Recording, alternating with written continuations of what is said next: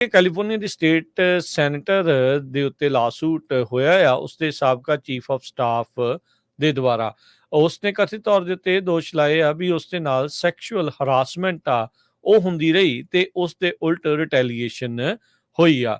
State senator ਮਰੀ ਅਲਵਰਾਡੋ ਗਿੱਲ ਜਿਸਨੇ recently he I think ਆਪਣਾ ਜਿਹੜਾ ਉਹ ਚੇਂਜ ਕੀਤਾ ਸੀਗਾ ਜਿਹੜੀ ਪਾਰਟੀ ਆ ਉਸ ਦੇ ਜਿਹੜੇ ਸਾਬਕਾ ਚੀਫ ਆਫ ਸਟਾਫ ਨੇ ਇਸ ਦੇ ਉੱਤੇ ਜਿਹੜੇ ਆ ਉਹ ਦੋਸ਼ ਲਗਾਏ ਹੈਗੇ ਆ। ਕਹਿੰਦੇ ਉਹਨੇ ਤਾਂ ਇੱਥੋਂ ਤੱਕ ਵੀ ਕਿਹਾ ਵੀ ਭਾਈ ਮੈਨੂੰ ਉਸਨੇ ਸੈਕਸ ਸਲੇਵ ਜਿਹੜਾ ਉਹ ਬਣਾ ਕੇ ਰੱਖਿਆ ਸੀ।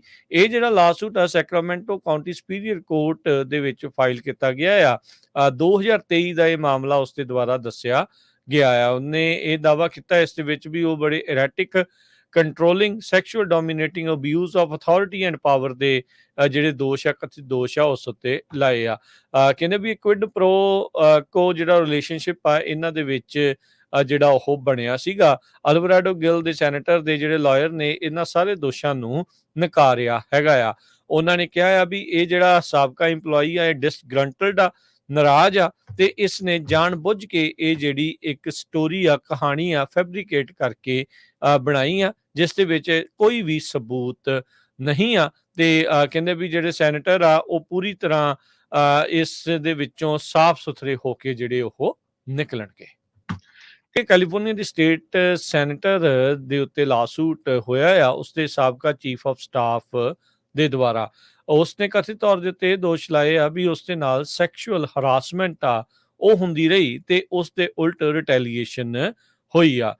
ਸਟੇਟ ਸੈਨੇਟਰ ਮਰੀ ਅਲਵਰਾਡੋ ਗਿੱਲ ਜਿਸਨੇ ਰੀਸੈਂਟਲੀ ਹੀ ਆਈ ਥਿੰਕ ਆਪਣਾ ਜਿਹੜਾ ਉਹ ਚੇਂਜ ਕੀਤਾ ਸੀਗਾ ਜਿਹੜੀ ਪਾਰਟੀ ਆ ਉਸ ਦੇ ਜਿਹੜੇ ਸਾਬਕਾ ਚੀਫ ਆਫ ਸਟਾਫ ਨੇ ਇਸ ਦੇ ਉੱਤੇ ਜਿਹੜੇ ਆ ਉਹ ਦੋਸ਼ ਲਗਾਏ ਹੈਗੇ ਆ। ਕਹਿੰਦੇ ਉਹਨੇ ਤਾਂ ਇੱਥੋਂ ਤੱਕ ਵੀ ਕਿਹਾ ਵੀ ਭਾਈ ਮੈਨੂੰ ਉਸਨੇ ਸੈਕਸ ਸਲੇਵ ਜਿਹੜਾ ਉਹ ਬਣਾ ਕੇ ਰੱਖਿਆ ਸੀ। ਇਹ ਜਿਹੜਾ ਲਾਸੂਟ ਆ ਸੈਕਰਾਮੈਂਟੋ ਕਾਉਂਟੀ ਸੁਪੀਰੀਅਰ ਕੋਰਟ ਦੇ ਵਿੱਚ ਫਾਈਲ ਕੀਤਾ ਗਿਆ ਆ। 2023 ਦਾ ਇਹ ਮਾਮਲਾ ਉਸਦੇ ਦੁਆਰਾ ਦੱਸਿਆ ਗਿਆ ਆ। ਉਹਨੇ ਇਹ ਦਾਅਵਾ ਕੀਤਾ ਇਸ ਦੇ ਵਿੱਚ ਵੀ ਉਹ ਬੜੇ erratic controlling sexual dominating abuse of authority and power ਦੇ ਜਿਹੜੇ ਦੋਸ਼ ਆ ਕਥਿਤ ਦੋਸ਼ ਆ ਉਸ ਉੱਤੇ ਲਾਏ ਆ।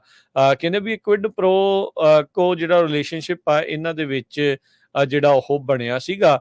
ਅਲਵਰਾਡੋ ਗਿੱਲ ਦੇ ਸੈਨੇਟਰ ਦੇ ਜਿਹੜੇ ਲਾਇਰ ਨੇ ਇਹਨਾਂ ਸਾਰੇ ਦੋਸ਼ਾਂ ਨੂੰ ਨਕਾਰਿਆ ਹੈਗਾ ਆ। ਉਹਨਾਂ ਨੇ ਕਿਹਾ ਆ ਵੀ ਇਹ ਜਿਹੜਾ ਸਾਬਕਾ ਇੰਪਲੋਈ ਆ ਇਹ ਡਿਸਗਰੰਟਲਡ ਆ, ਨਾਰਾਜ਼ ਆ ਤੇ ਇਸ ਨੇ ਜਾਣ ਬੁੱਝ ਕੇ ਇਹ ਜਿਹੜੀ ਇੱਕ ਸਟੋਰੀ ਆ ਕਹਾਣੀ ਆ ਫੈਬਰੀਕੇਟ ਕਰਕੇ ਬਣਾਈ ਆ ਜਿਸ ਦੇ ਵਿੱਚ ਕੋਈ ਵੀ ਸਬੂਤ ਨਹੀਂ ਆ। ਤੇ ਕਹਿੰਦੇ ਵੀ ਜਿਹੜੇ ਸੈਨੇਟਰ ਆ ਉਹ ਪੂਰੀ ਤਰ੍ਹਾਂ ਇਸ ਦੇ ਵਿੱਚੋਂ ਸਾਫ਼ ਸੁਥਰੇ ਹੋ ਕੇ ਜਿਹੜੇ ਉਹ ਨਿਕਲਣਗੇ।